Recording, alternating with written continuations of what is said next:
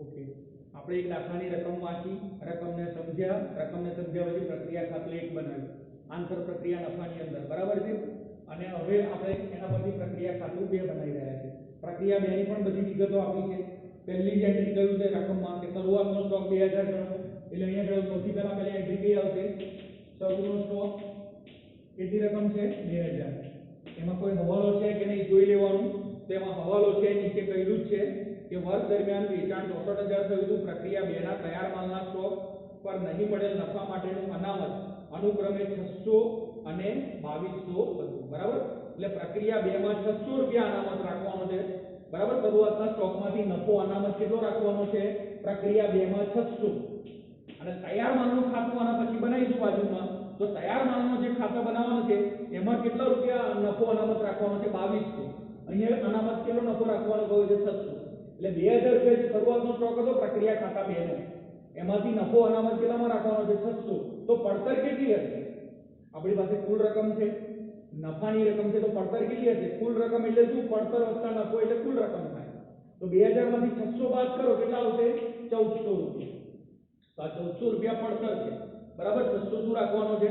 નફો અનામત રાખવાનો છે. એટલે 2000 બરાબર 1400 + 600 એટલે કેટલા થાય? 2000.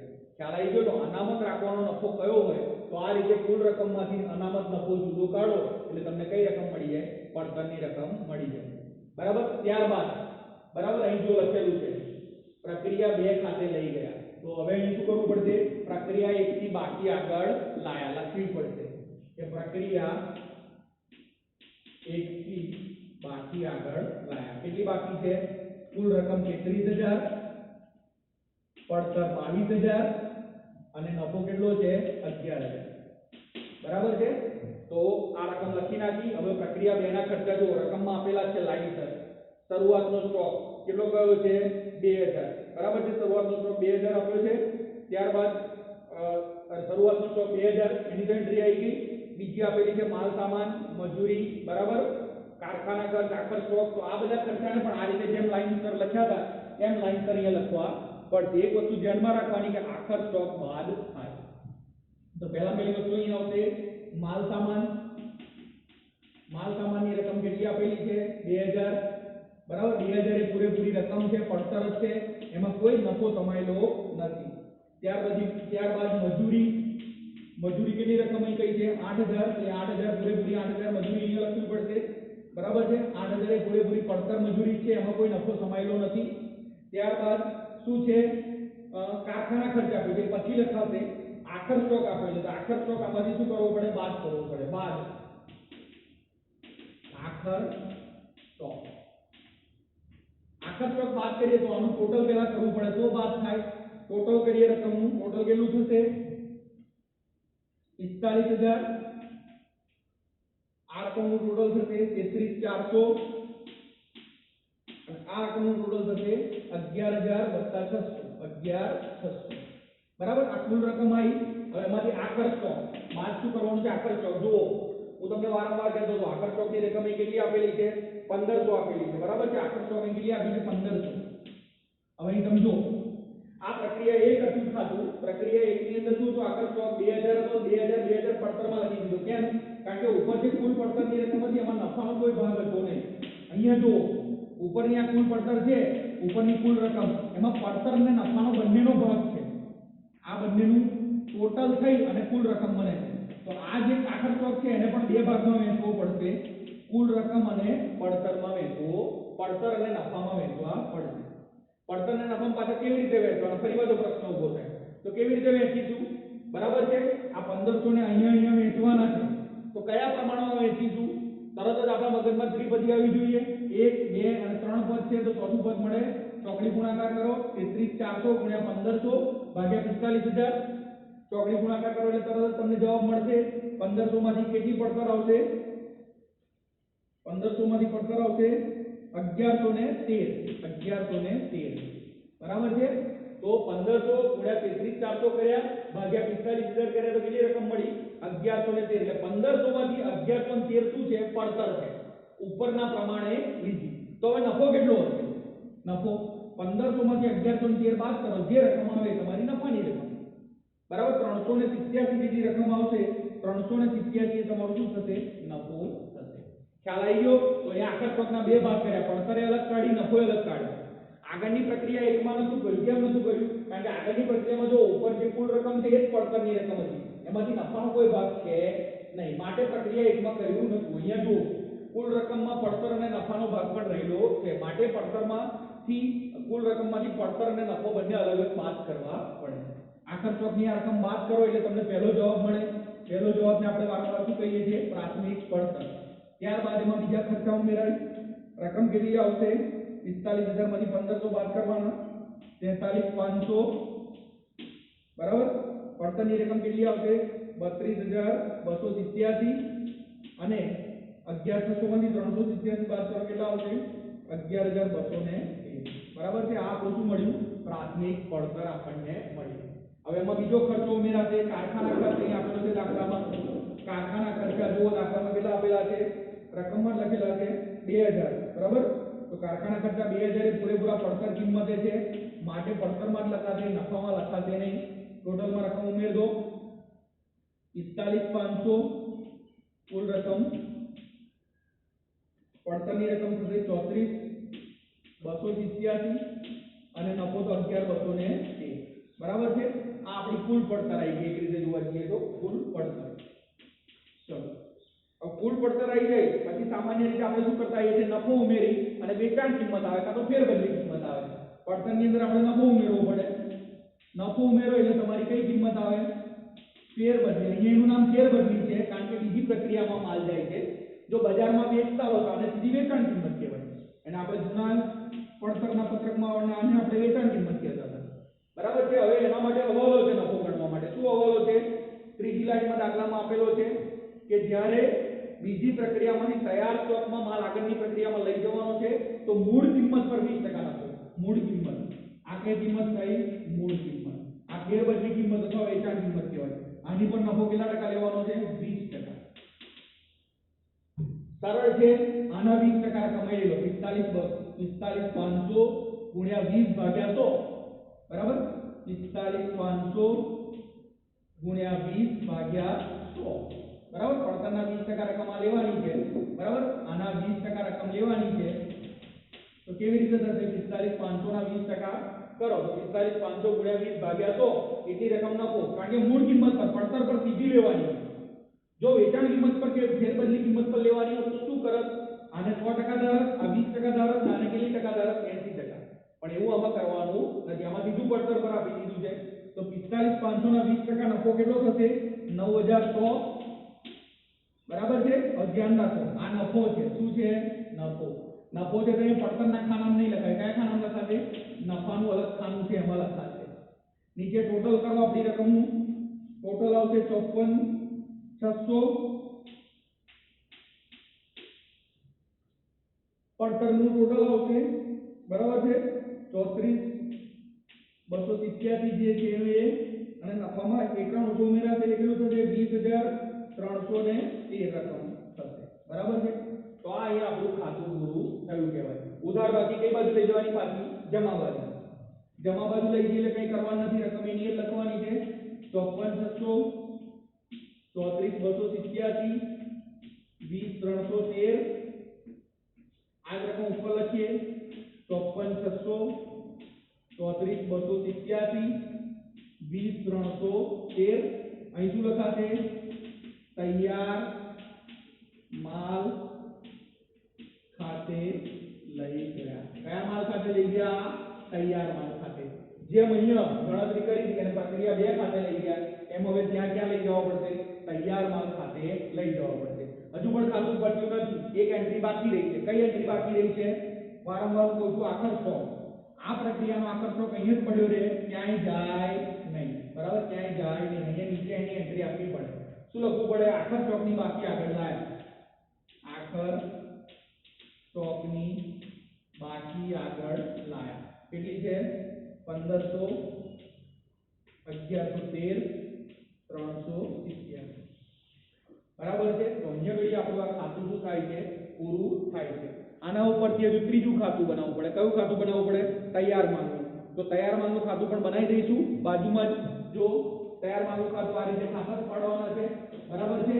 ત્રણ ખાનાવાળી પદ્ધતિ છે એટલે ખાતા જ બનાવી દઉં છું।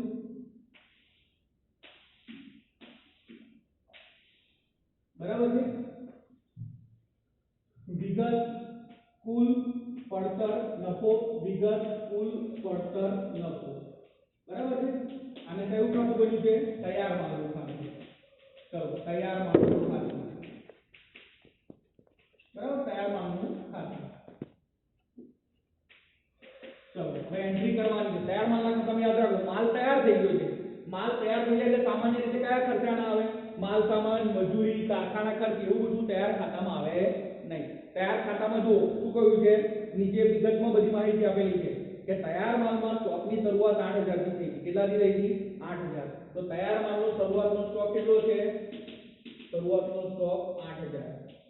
શું આ 8000 પૂરેપૂરા પડતરમાં લખાશે કે પડતર અને નફાનો ભાગ કરવો પડશે? બરાબર, કુલ રકમ 8000 છે, હવાલો છે જેમ અહીંયા 600 રૂપિયા અનામત કાઢ્યા હતા। કેટલા કાઢ્યા હતા? 600 રૂપિયા અનામત કાઢ્યા હતા। એમ અહીંયા અનામતમાં કેટલા રૂપિયા કાઢવાના છે? આગળ લખ્યું છે નીચે દાખલામાં કે પ્રક્રિયા 2 અને તૈયાર માલના સર્વોના સ્ટોક પર નહીં મળેલ નફા માટેનો અનામત અનુક્રમે 600 અને 2200 છે। 600 અહીંયા આવી ગયા, અહીંયા નફો કેટલો રાખવાનો છે? 2200। 2200 નફો, 8000 માંથી 2200 નફો ગયો, પડતર રકમ કેટલી હશે? 8000 માઈનસ 2200, પડતર કેટલી આવશે? 5800। 5800 રૂપિયાની પડતર આવશે, બરાબર। હવે તૈયાર માલના સ્ટોકના બીજા જે ખર્ચા આપ્યા હોય એ બધા ખર્ચા લખવાના, બરાબર છે। ખર્ચા તો કોઈ આપ્યા નથી પણ બાકી પેલા પેલી આગળ લાવવી પડશે પ્રક્રિયા 2 વાળી। શું લખવું પડશે? પ્રક્રિયા 2 ખાતેથી બાકી, બરાબર। બાકી કેટલી છે? 54600, 34287 અને 20313, બરાબર છે। આ બાકી આગળ લઈ દીધી। હવે શરૂઆતનો સ્ટોક છે, પછી શું આવે? બધા ખર્ચા આવે। અહીંયા જો લખ્યા હતા માલ સામાન, મજૂરી, કારખાના ખર્ચ, એવા કોઈ ખર્ચા અહીંયા છે નહીં માટે નહીં આવે। પણ એક વસ્તુ છે રાખવામાં, કઈ વસ્તુ આપેલી છે? જો આખર સ્ટોક આપેલો છે 9000 નો આખર સ્ટોક હતો, તો આખર સ્ટોક તો બાદ કરવો પડે અહીંયા, બરાબર। આખર સ્ટોક હંમેશા શું થાય? બાદ થાય। આખર સ્ટોક કેટલાનો છે? 9000। ચલો હવે આ 9000 છે એ 9000 પૂરેપૂરા પડતરમાં લખીશું કે પડતરને નફામાં બે ભાગ કરીશું। ઉપર જુઓ, ઉપર શું છે? નફો પણ છે અને પડતર પણ છે, બંનેમાં રકમ છે। તો આ 9000 ને શું કરવું પડશે? પડતર અને નફામાં બંનેમાં વહેંચવા પડશે। કેવી રીતે વહેંચીશું? બરાબર છે। તો તમારે બાદ કરતા પહેલા આ ઉપરનું શું કરવું પડે? ટોટલ કરવું પડે, રકમનું શું કરવું પડે? ટોટલ। 54600 વત્તા 8000, બરાબર છે। ટોટલ કેટલું આવ્યું? 62600, 54 અને 5800 અને 34 બધું 87, કેટલું થાય છે? 40087, બરાબર છે। અને 2200 વત્તા 20313 કેટલું થાય છે? 22513, બરાબર છે। પછી આખર સ્ટોક આવ્યો 9000। આખર સ્ટોક કેટલો આવ્યો? 9000। આવા 9000 ને બે ભાગ કરવાના છે, બરાબર છે। કેમ બે ભાગ કરવાના છે? કારણ કે ઉપર પડતરમાં પણ શું થયું છે? બે ભાગ થયેલા છે, પડતર અને નફો કુલ રકમના। તો અહીંયા પણ બે ભાગ કરવા પડશે। કેવી રીતે કરીશું? ફરી પાછી ત્રિપદીની ગણતરી આવે। ત્રિપદી શું આવે? 62600 એ 40000, બરાબર। 687 તો 9000 એ કેટલા? બરાબર છે, 9000 એ કેટલા? બરાબર। તો આ ત્રણ પદ થઈ ગયા। ચોકડી ગુણાકાર અહીંયા આમ તમે સીધો જ કરી શકો।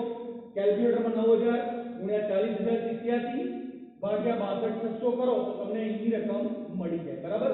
ગણતરીમાં કેટલી રકમ થશે? રકમ આવે છે 5763, 5763, બરાબર। આ કઈ રીતે રકમ શોધી? અહીં ક્વેશ્ચન માર્ક કરી રાખું છું એટલે તમને ખબર પડે કે આ રકમ શોધેલી છે। અહીંયા પણ જો ક્વેશ્ચન માર્ક કરીએ આપણે એટલે ખબર પડે કે આ રકમ શોધેલી છે, 1, 2 અને 3 પદની મદદથી શોધેલી છે। હવે 9000 માંથી 5763 રૂપિયા પડતર છે તો નફો કેટલો હોવો જોઈએ? નફો કેટલો થાય? 9000 માંથી 5763 પડતર બાદ કરો, નફાની રકમ આપણને મળી જાય।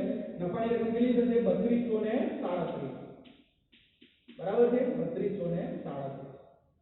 આખર સ્ટોકની રકમ ઉપરની પડતરમાંથી બાદ કરો, બરાબર છે। કેટલી રકમ આવશે? પહેલામાં 53600, 34324 અને છેલ્લે આવશે 19273, બરાબર છે। આ આપેલું આ એક પડતર, પડતર કો કે પ્રાથમિક પડતર કો કે જે કોઈ, આ આમાં કારખાના ખર્ચ, ઉત્પાદન ખર્ચ એવું બધું ઉમેરાય, પણ તૈયાર માલ થઈ ગયો માટે આમાં કોઈ પણ પ્રકારનો કારખાના ખર્ચ કે ઉત્પાદન ખર્ચ આવતો નથી. એટલે આજ આપણી પડતર થઈ. પડતરમાં હવે શું ઉમેરીશું? નફો ઉમેરીશું. એટલે આપણે શું મળશે? આ બધામાં ફેરબદલી કિંમત હતી. અહીંયા કઈ કિંમત લખાય? વેચાણ કિંમત લખી શકાય. કઈ કિંમત લખાય? વેચાણ. અહીંયા જો ફેરબદલી લખતા હતા. કેમ? કે બીજે ટ્રાન્સફર થવાનું છે. આમાં ટ્રાન્સફર નથી થવાનું. આ માલ સીધો વેચાણ જ કરવાનો છે. બરાબર? તો હવે આમાં નફો ને કેવી રીતે શોધવો? આનામાં કોઈ હવાલો આપ્યો છે તો રકમમાં જોવું પડે. કોઈ હવાલો નથી આપ્યો, પણ એક વસ્તુ આપણને કહી છે કે આજે બધો તૈયાર થયેલો માલ કેટલામાં વેચી દીધો? 64,000 માં વેચી દીધો. વેચાણ કિંમતની રકમ જ આપી દીધી આપણને. કે બધો માલ કેટલામાં વેચ્યો? 64,000. માલ તૈયાર કેટલામાં થયો? 53,600 માં. 53,600 નો માલ 64,000 માં વેચ્યો તો નફાની રકમ આપણને મળી જાય. કેટલી રકમ થશે? 64,000 - 53,600 10,400. આ નફો છે માટે નફાના ખાનામાં જ લખાય, પડતરના ખાનામાં ના લખાય. બરાબર? ઉપરથી ટોટલ નીચે ઉતારો. 34,324 પડતરનું ટોટલ અને નફાનું ટોટલ કેટલું થશે? 19,276 + 10,400. ટોટલ રકમ થશે 29,676. બરાબર છે? આ આપણે શું ઉતાર્યું? ટોટલ ઉતાર્યું. ટોટલ ઉતાર્યું. આપણો આમ તો મોટા ભાગનું ખાતું એ પતી ગયું. આ બાકી કઈ બાકી છે? ઉધાર બાજુ. કઈ બાજુ લઈ જવાની? જમા બાજુ. જમા બાજુ 64,000 34,324 29,676.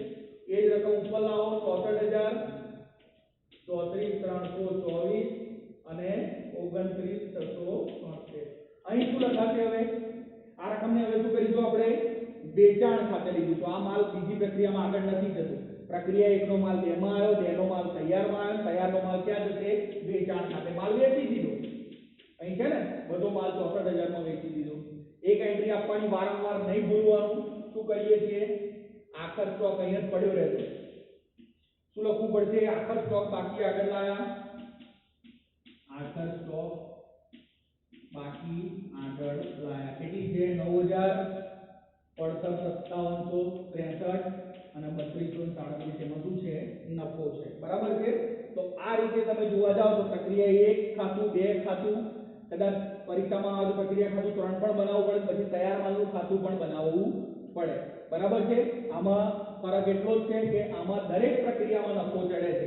પ્રક્રિયા 1 માં પણ શું થાય છે? 11,000 નફો ચડ્યો. બરાબર છે? પ્રક્રિયા 2 માં પણ કેટલો નફો અહીંયા ચડે છે? જુઓ, પ્રક્રિયા 2 માં પણ 9,100 નફો ચડ્યો. બરાબર? અને પ્રક્રિયા 3 માં પણ શું થાય છે?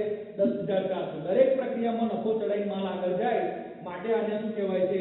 આંતર પ્રક્રિયા નફો કહેવાય છે. આ બધા નફાનું ટોટલ કરો તો તમને દરેક પ્રક્રિયામાં કેટલો નફો ચડ્યો એ પણ મળી જાય. તો આ રીતના દાખલાની અંદર આ રીતે ગણતરી થતી હોય છે 3 ખાનાની પદ્ધતિથી. Thank you.